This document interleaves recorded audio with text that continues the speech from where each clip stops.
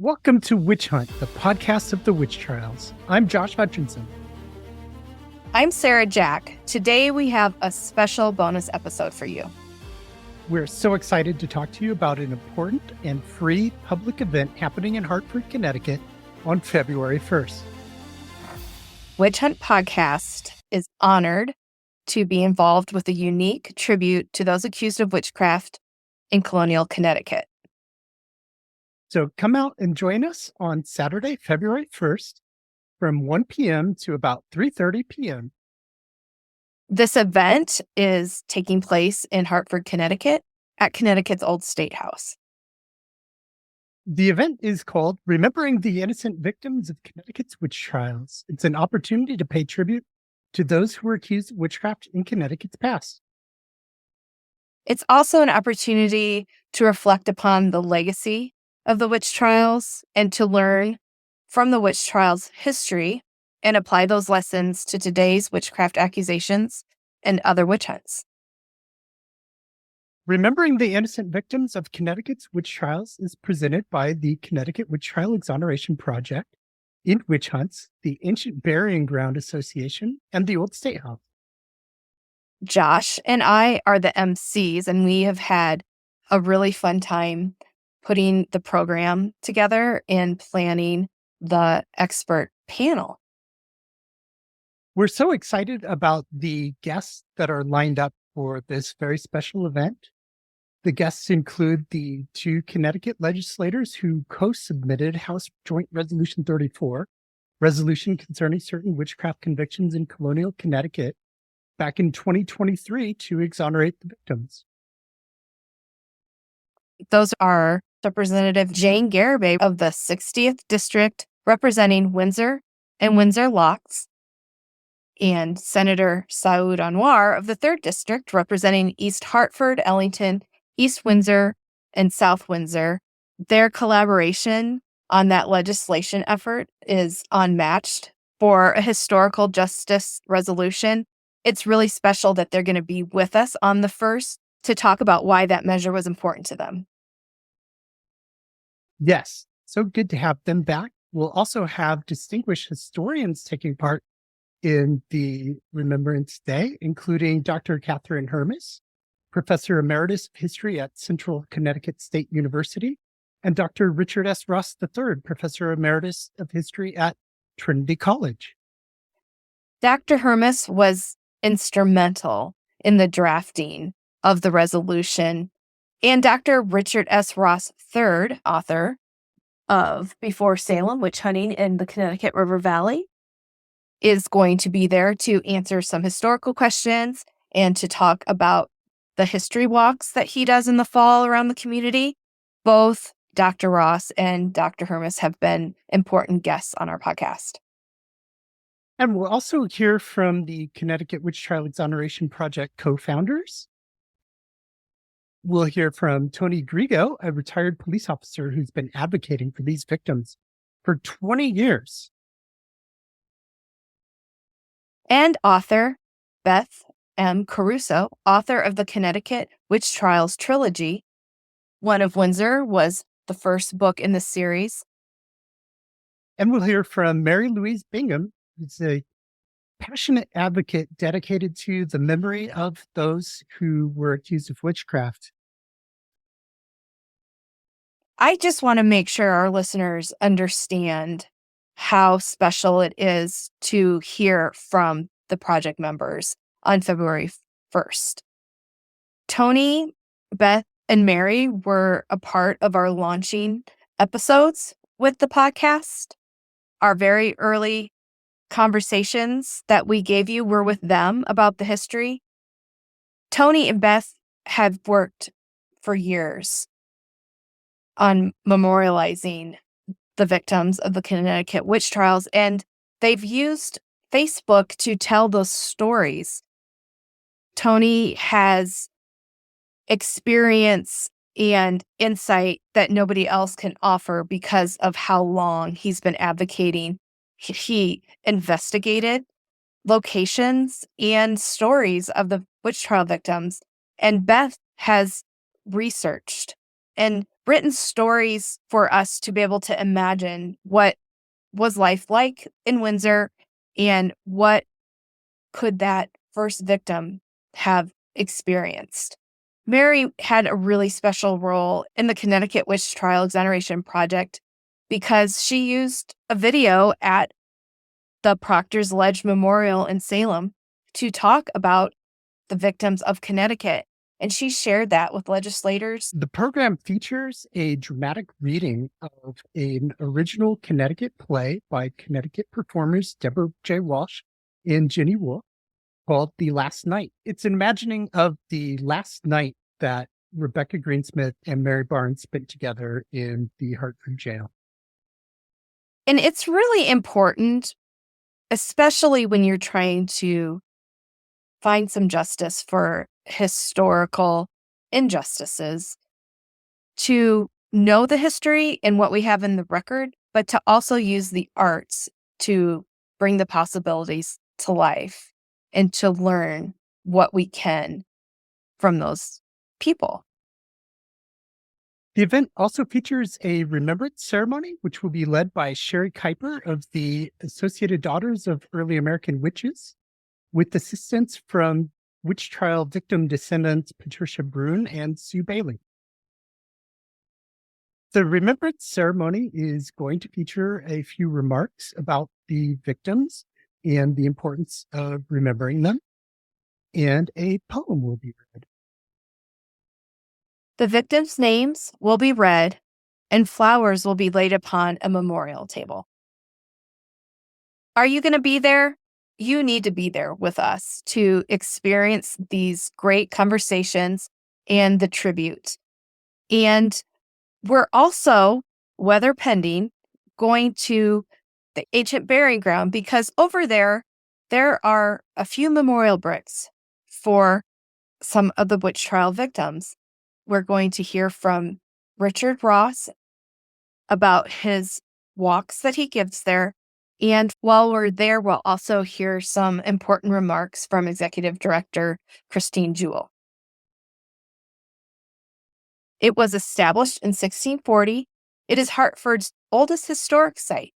Between 1640 and the early 1800s, 5,000 to 6,000 people were interred in the ancient burying ground. The burials include some of those individuals who were involved in the witch trials as magistrates and witnesses. Because we don't know the locations where the accused were buried, memorial bricks have been placed in the ancient burying ground for Mary Sanford, Mary Barnes, and Alice Young. The Ancient Burying Ground Association works to restore and conserve the ancient burying ground. They aspire to memorialize these sacred grounds and the heritage of Hartford. They conserve, restore, enhance, and maintain the ancient burying ground. They educate and enlighten supporters and offer resources to the general public and foster research, including literary, cultural, historical, and genealogical. We hope you can join us for this free public event because it's important to remember the witch trials and learn from our forebears' mistakes. Because witch hunts, both literal and figurative, continue today, and we have to learn how to stop them. This event is unique and special because it's the first of its kind in Connecticut, recognizing the scope of the witch trials and celebrating the resolution that passed in 2023. Yes, this is the first official celebration of the exoneration of the victims, and it represents the biggest forum to date for reflecting upon the Connecticut witch trials and what they mean for us now. As a guest of our event, you are going to be entertained, you're going to learn, you're going to have an opportunity to reflect and connect with other descendants, historians, and community members that care about this marginalized history. So what were these Connecticut witch trials that we're talking about? Between 1647 and 1742, at least 51 individuals were accused of witchcraft in Connecticut and New Haven colonies that we know of through court documents and other records. It's likely that others were also accused who are not known at this time due to many missing records. There were 17 individuals either accused informally or were plaintiffs in defamation suits against their accusers. And the other 34 individuals were indicted. 14 of them were convicted. However, 2 convictions were reversed and 1 sentence was reprieved. 11 individuals were executed, 9 women and 2 men, both husbands of women who were also executed. Between 1647 and 1691 in New England, a total of 16 people were executed for witchcraft. 11 of them were in Connecticut versus only 5 in Massachusetts. The first known to have been executed for witchcraft in the American colonies was Alice Young of Windsor. She was hanged May 26, 1647. Her trial is the first recorded instance of a formal witchcraft accusation in New England. It was only the beginning. The final witchcraft executions in Connecticut took place on January 25th, 1663, when Mary Barnes, Rebecca Greensmith, and Nathaniel Greensmith were hanged in Hartford. Why are we remembering the witch trials like this? We're remembering the witch trials because many lessons can be learned from them, as we and our panel will discuss during this event. We have to learn how to manage our fear and stop blaming innocent people for our own mistakes and for misfortunes that befall us, that these people have nothing to do with. Yeah, they weren't persecuted for their religious beliefs or magical practices. They were persecuted for allegedly having a diabolical contract with the devil. Sarah, what is End Witch Hunts? End Witch Hunts is our nonprofit. It is a US-based 501c3 nonprofit organization, and it's dedicated to raising awareness of the current global crisis of violence related to accusations of witchcraft and assisting in the elimination of these harmful practices, as well as telling the historical significance of witch trials. And the Connecticut Witch Trial Exoneration Project is a volunteer advocacy organization founded in 2022 to promote the exoneration of Connecticut's witch trial victims. The organization continues to be active in memorializing the victims. That's where these pins come into play. These are project pins, and we wore these when we testified at the Connecticut General Assembly for the resolution. And the pins are available to buy on Zazzle in our End Witch Hunts Zazzle shop. They're just like $4 or something like that. And buying something in our nonprofit shop supports our nonprofit, and you can show your support for the Connecticut witch trial victims. Okay. So what is exoneration? Exoneration is defined as clearing someone of an accusation or blame. It's different from a pardon in that a pardon implies guilt, while an exoneration affirms innocence. And we need to define absolution. It means to set or declare someone free from blame, guilt, or responsibility. And we're defining that because in the resolution that was passed, the word used was absolved. Those accused of witchcraft were declared free from any blame, guilt, or responsibility for the crimes they did not commit. And we know that they were completely innocent. And the resolution absolving those accused of witchcraft in colonial Connecticut was adopted by the General Assembly on May 25th, 2023. We're excited about what you're going to learn at the event. You're going to learn important history. You'll also learn some of the lessons that we'll be able to take from the witch trials, from what our ancestors and forebears have done before us, and learn about how to apply that to modern times and the modern crisis of harmful practices related to accusations of witchcraft and ritual attack. The modern crisis is something we use our podcast to discuss every week. And this is an opportunity for you to hear about it in person. Yeah. We're going to have a very special announcement at this event. So stay tuned. Please come out Saturday, February 1st, 1 p.m. at Connecticut's Old State House in Hartford and learn what we have to announce. We would like to thank Connecticut's Old State House for opening their courtroom for this event. Thank you very much for hosting this event, Old State House, and everyone involved there. We appreciate the assistance we've received from the staff. We'd like to thank William and Jennifer Schlote, who you may remember from a previous episode of this podcast. They've crafted a board of the names of all of those accused of witchcraft in Connecticut for use in the remembrance ceremony.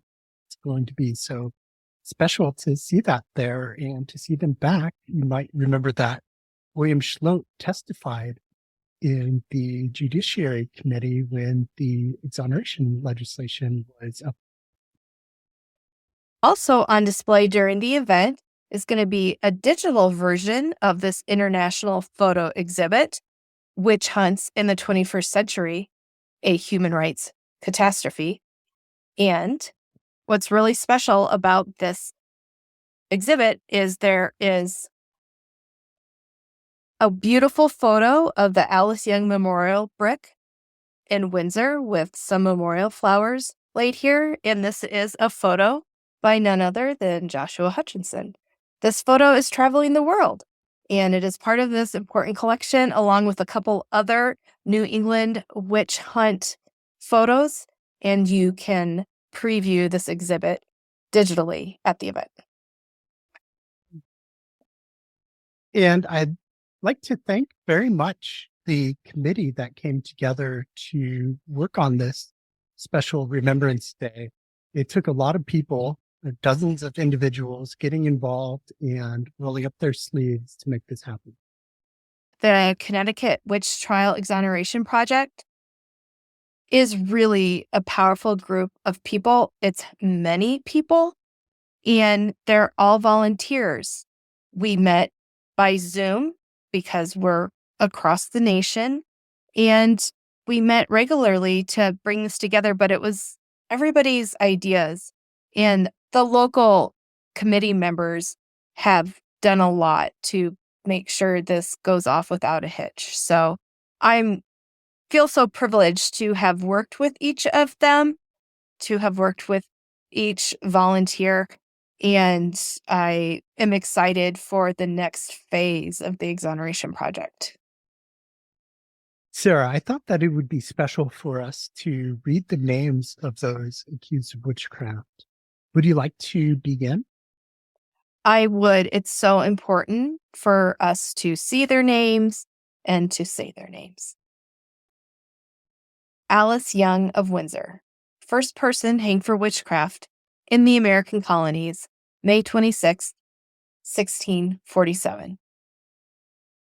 Mary Johnson of Wethersfield, hanged for alleged witchcraft in 1648. Goodwife Bassett of Stratford, hanged for alleged witchcraft in 1651. Joan and John Carrington of Wethersfield, hanged for alleged witchcraft together in 1651. Goodwife Knapp of Fairfield, hanged for alleged witchcraft in 1653. Lydia Gilbert of Windsor, hanged for alleged witchcraft, 1654. Elizabeth Godman of New Haven, acquitted of witchcraft, 1655. Goodwife and Nicholas Bailey of New Haven, acquitted of witchcraft in 1655.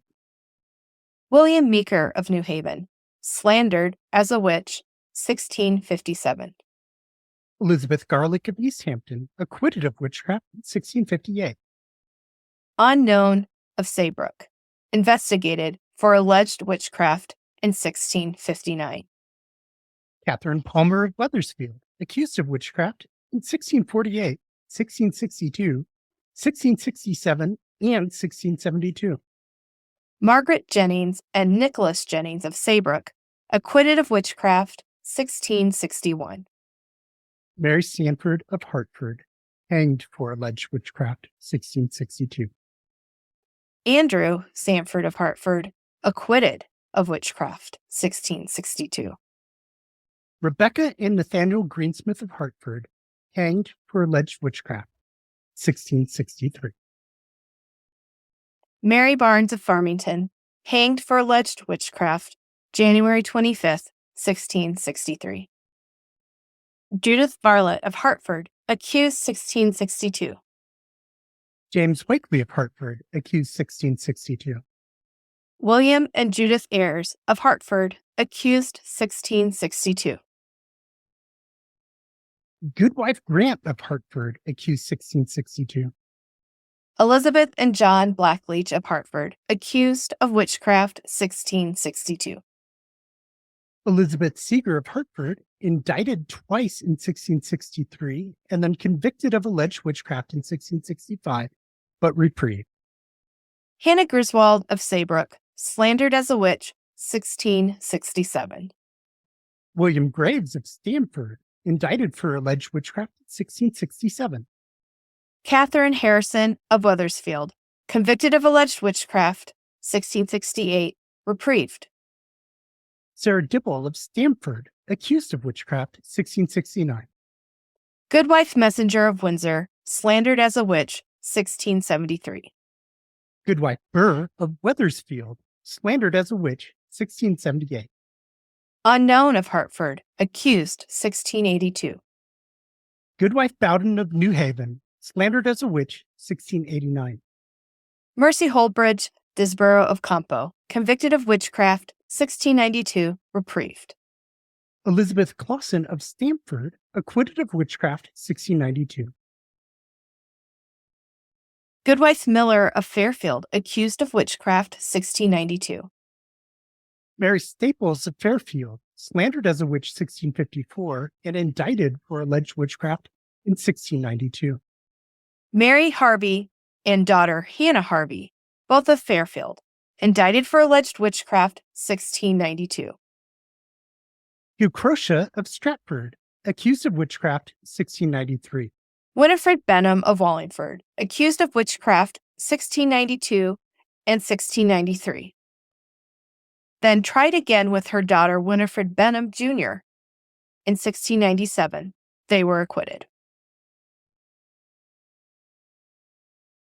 Sarah Clother and Goodwife Brown of Colchester, slandered as witches in 1713. Alexander Williamson of Wethersfield, slandered as a witch, 1716. Sarah Spencer of Colchester, slandered as a witch, 1724. Elizabeth Gold of Guilford, slandered as a witch, 1742. That's almost 100 years of accusations. Yes. And we know that accusations continued even after this, though those aren't recorded in court records that have been located. We do know from newspaper accounts that there were still rumors and suspicions of witchcraft all throughout Connecticut in the 18th, 19th, and even 20th centuries. Thanks for listening to our special bonus episode about our in-person event coming up on February 1st. We really hope to see you there, so please join us on Saturday, February 1st at 1 p.m. at the Old State House in downtown Hartford. It's at 800 Main Street. If you're able to, arrive a little early and you can connect with other guests and interact and have a seat before we begin promptly at 1. Thank you, Josh. And thank you for joining us for this special bonus episode. Join us again this Wednesday for our regular episode. See you then. Have a great today and a beautiful tomorrow. And we'll see you February 1st. February 1st.